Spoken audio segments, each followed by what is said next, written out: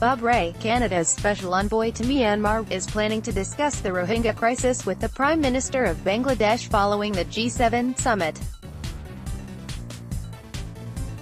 Rae has been an outspoken proponent of Myanmar's persecuted Rohingya Muslim minority.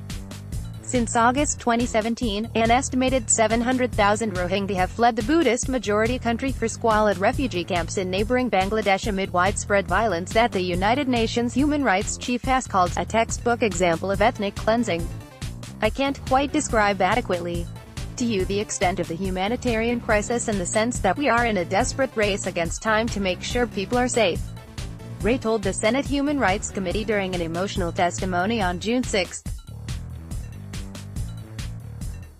The meeting, which is scheduled to take place Monday in Toronto, comes after it was recently announced that Myanmar and the UN had signed an agreement that might lead to the repatriation of some of those refugees. That agreement, however, has been widely panned by the Rohingya for failing to address one of their key demands, Myanmar citizenship. Without that, they can be very easily denied of any of the rights that the citizens have, including security and rule of law, international development expert and University of Ottawa Professor Nipa Banerjee told CTV News.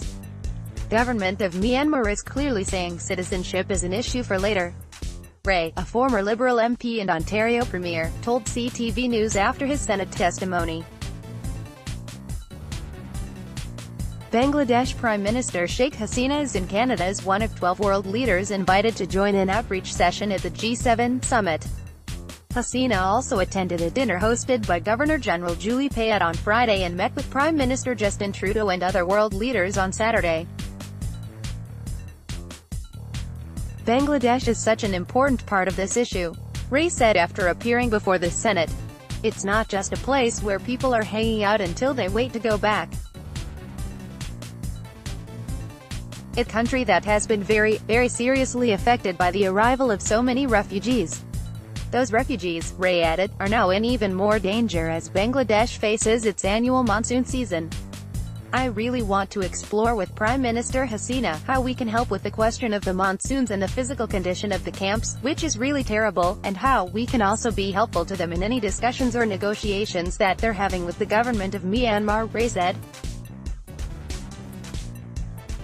Canada has committed $300 million over the next 3 years to respond to the ongoing humanitarian crisis,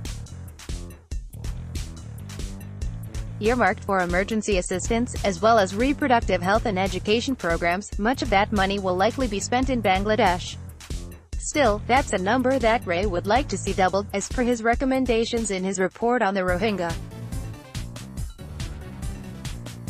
"The camps are full of young people," Rae told the Senate, choking back tears as he recalled a recent trip to Bangladesh.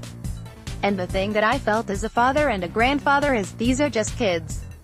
With files from CTV's Omar Sashadina, the Canadian Press and the Associated Press.